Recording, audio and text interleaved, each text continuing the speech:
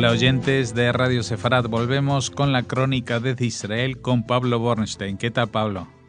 Hola, buenas tardes, todo muy bien por Israel, ¿qué tal estáis? Bueno, estamos en los compases finales, estamos como cuando se reúnen en la plaza de San Pedro para saber si hay papas, si hay fumata blanca. Hoy es el día, mientras estamos grabando esto, que se tiene que presentar el nuevo gobierno de Israel. Posiblemente cuando oigan esta crónica pues ya esté finiquitado el asunto, pero de momento no ha salido confirmación oficial, ¿no? Sí, la verdad es que parece la historia interminable, ¿no? Llevamos hablando muchas semanas de las negociaciones para formar acuerdos, etcétera, y hasta el último minuto va a haber dudas.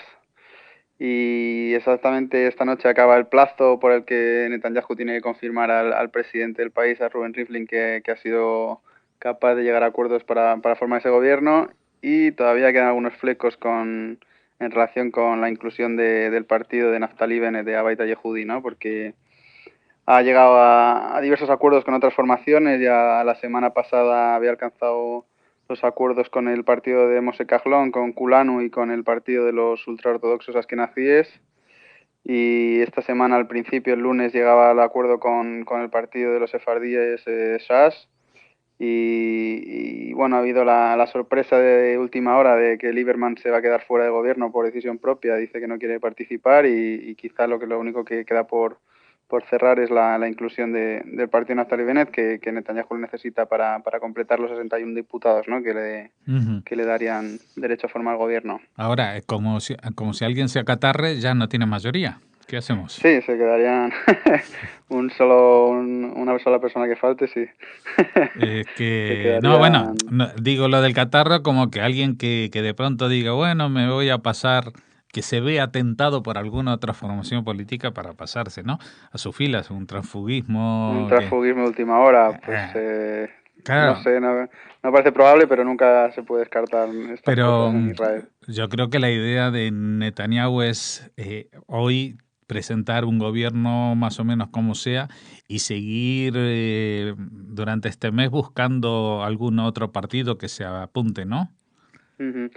Sí, vamos, es que no le queda otra que hoy llegar a un acuerdo definitivo para poder armar el gobierno, aunque sea de forma temporal, porque si no se consideraría un fracaso, y entonces el camino sería que el presidente encargase al siguiente grupo más votado, en este caso a la Unión Sionista, el formar gobierno, ¿no? Entonces lo más probable es que llegue a ese acuerdo de mínimos con el grupo de Naftali Bennett y que establezca un gobierno que inesperadamente va a ser mucho más pequeño de lo que habría cabido esperar con la victoria contundente de Netanyahu, ¿no? A la vez que imprevisible. Y sí, lo que algunos sugieren es que quizá ahora llegase a este acuerdo, pero pensando en suspenderlo un poco más adelante e intentar atraer a Herzog hacia un gobierno de coalición más estable. Porque la verdad es que un gobierno de 61 escaños sería bastante inestable y seguirían los problemas de sacar las políticas adelante, ¿no? Como en el anterior gobierno. Lo que pasa es que Herzog, que es el líder de la oposición, primero intentaría montar un ejecutivo él mismo, o sea, él pediría turno para montarlo porque juntando a todos los que no les gusta Netanyahu se sacan unos cuantos votos. Luego está el problema de la gobernabilidad con un arco tan amplio, porque tendría que incluir desde Meretz hasta Lieberman, pasando por Lapid y los ultraortodoxos, cosa que también entraría totalmente en contradicción con lo que ha presentado Lieberman ahora mismo, ¿no? Sí, bueno, claro, el problema es que, bueno, al ser Netanyahu el líder del partido más elegido, tenía ese derecho de armar gobierno, ¿no? Y con que consiga el mínimo imprescindible, que son estos 61 diputados, pues por derecho puede formar gobierno, pero sí, en cualquier momento se le puede desarmar, y en ese caso pues habría que ver si se llegaría a nuevas elecciones o cuál sería el camino, pero desde luego lo va a tener complicado porque con tan poco margen, en cuanto alguien decida salirse de la coalición, pues se queda sin mayoría, ¿no? Al final tenía que haberle hecho caso a Rivlin, que todo el tiempo estaba recomendándole un gobierno de unidad nacional, o sea, un gobierno una coalición grande entre el Likud y la Unión Sionista, que tampoco alcanzaría porque juntos son 53, pero bueno, hay para agregar en el medio fácilmente, ¿no? Sí, Rivlin era partidario desde el principio de ese gran gobierno de coalición y que incluiría supuestamente a los dos partidos ultraortodoxos, ¿no? A Sas y el de los Askenazíes y bueno, pues es que había dificultades, ¿no? Todavía no se descarta que lleguen a un acuerdo, como hemos hablado, pero bueno, dejaría en un lugar bastante difícil a Netanyahu porque el propio Netanyahu es el que había movilizado el voto de la derecha religiosa con la amenaza, bueno, con la pretensión de que si no votaban a Likud iba a conformarse un gobierno de izquierdas. Entonces, si finalmente había pedido ese voto a los que son votantes naturales de Abaita Yehudi y finalmente no establece un pacto con Abaita Yehudi y se va a hacer un gobierno de coalición, pues Hmm. quedaría una posición bastante extraña. Sí, sí, sí, sí. Y aparte, Pero bueno, ha habido menciones durante todo el periodo de negociaciones, ha estado un poco como en la sombra siempre la posibilidad de llegar a un acuerdo con Herzog y incluso hoy parece que han llegado a este acuerdo de mínimos con Abaita Yehudi, pero ayer criticaba mucho miembros del Likud la actitud de Bennett y de su partido hacia las negociaciones, hablando de que era una extorsión, ¿no? ujú. Y los propios representantes del Likud decían que debían aceptar la oferta que se les había hecho o que si no la alternativa era la composición de un gobierno con de izquierdas. Entonces, pues cada uno hace un poco atrae los fantasmas que quiere, ¿no? Ujú. En esa dura negociación entre Claro, el pero partido. el tema justamente de Lieberman llama la atención porque a pesar de que había caído en desgracia porque ha sido denunciado por corrupción, su partido bajó en número de cantidades importantes, pero según él denunciaba, pues había unos acuerdos con los ultraortodoxos para, a ver, echar abajo todo lo que se había conseguido en el último mandato, que había sido una legislatura sin gobierno, sin partidos ultraortodoxos y había dos puntos muy importantes como era el reclutamiento para el ejército de los judíos ultraortodoxos por una parte y segundo facilidades o cierta flexibilidad en el trámite de conversión que para los votantes naturales de Israel Beitenu, que son los salidos de la ex Unión Soviética, pues es algo Ujú. imprescindible, ¿no? Sí, efectivamente, exactamente como dices. Bueno, pues Lieberman es el gran defensor de una derecha secular, ¿no? Y su electorado está compuesto mayoritariamente por inmigrantes rusos y por sus descendientes que tienen mayores problemas en cuanto al reconocimiento de su judeidad por parte del rabinato y es un gran caballo de batalla, ¿no? La cuestión Ujú. del servicio militar de los ortodoxos y también de las conversiones, como la facilitación de las conversiones, como dices.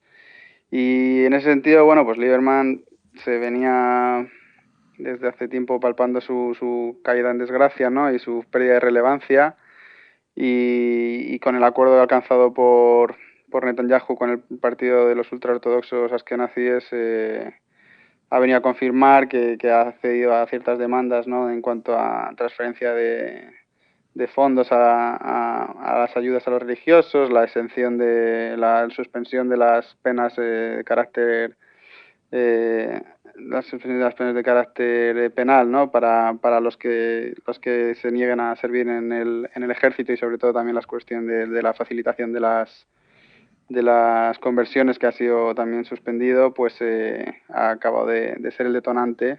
Ujú.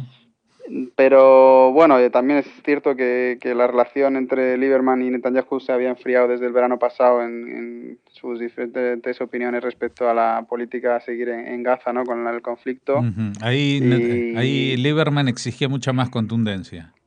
exigía más contundencia y sí, había habido desencuentros sobre las formas en que lo había comunicado, ¿no? Y Netanyahu había quedado bastante enfadado aparentemente por la forma que había intentado sacar réditos del conflicto Lieberman y bueno, quizás este sea la última gota, ¿no? De ese desencuentro y bueno, ha habido gente que ha elogiado a Lieberman por mantenerse fiel a sus principios y renunciar a participar en el gobierno. Hay otras, sin embargo, otros análisis que dicen que ya tenía la decisión tomada desde hace tiempo Ujú. y lo que ha querido es dar una especie de venganza personal contra Netanyahu y anunciar su salida del gobierno en el último minuto y dejar una posición más difícil a la de negociar bueno, la coalición. estábamos hablando de esta gran inmigración que tuvo Israel en los 90, los judíos rusos y en general de las antiguas repúblicas soviéticas,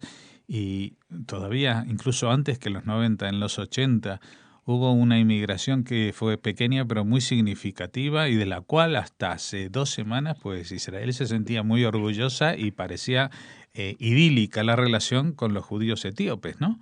Pero la cosa no era tan bonita como la pintaban. Sí, el país se enorgullece mucho siempre de las operaciones de, de inmigración, ¿no? De cómo había conseguido movilizar esa población etíope y traérsela a Israel. Y bueno, había desde hace tiempo síntomas de un problema interno, ¿no? En el sentido de la adaptación de los judíos etíopes y bueno, al contrario que la inmigración rusa que comentabas, pues la comunidad etíope ha tenido más problemas de integración. Se han salido a raíz de esta situación esta semana, pues informes que hablan de que en las cárceles hay una sobre representación de jóvenes etíopes respecto a su lugar en la población, ¿no? Etcétera. Y hay unos logros en educación, en una serie de cuestiones que los sitúan a la cola de los grupos, digamos, de los distintos grupos étnicos que componen el país. Y pues esa tensión quizá era más latente que palpable, ¿no? Ha acabado de estallar esta semana y ha habido pues las dos grandes manifestaciones a principio de la semana en Jerusalén y en Tel Aviv, que la verdad es que han sorprendido al país porque han alcanzado pues cierta violencia, ¿no? Que no había sucedido anteriormente. Y bueno, se está convertido en un tema mucho de lo que hablar esta semana. Netanyahu organizó una sesión de urgencia en el gobierno bueno, no tiene gobierno, Sí. para organizar medidas con los distintos grupos políticos que llevar adelante para facilitar el acercamiento a esa comunidad, ¿no? Y con los líderes de la comunidad. Pero no hay que olvidar que hay 126.000, alrededor de 126.000 judíos etíopes en Israel y bueno, pues a ver cómo se lleva adelante Pero parece que hay esa cuestión. un abismo generacional dentro de la propia comunidad etíope, ¿no? Porque los más mayores pues sufrieron más se supone que sufrieron el choque cultural importante, aquellos que llegaron desde Etiopía, y estos que se han revelado son los nacidos en Israel generalmente. Sí, efectivamente. Parece que la primera generación, bueno, llegaron nuevos al país, había dudas sobre el reconocimiento por parte del rabinato de su judaísmo, etcétera, y entonces fueron atraídos hacia las distintas la mayoría de los hijos de estos inmigrantes fueron integrados en las escuelas judías religiosas, entonces digamos que un poco el sector religioso del país se los atrajo y esta nueva generación quizá ya no quiere aceptar esas reglas y buscar un lugar más propio dentro de la sociedad y se está rebelando, ¿no? contra su O situación. sea que vemos aquí que hay algo que está en el común denominador de prácticamente todo lo que hemos hablado es los partidos religiosos, Lieberman contra los partidos religiosos, y ahora también en el tema etíope parece que los partidos religiosos y su red educativa también tienen parte en este conflicto, ¿no? Sí, porque es un país que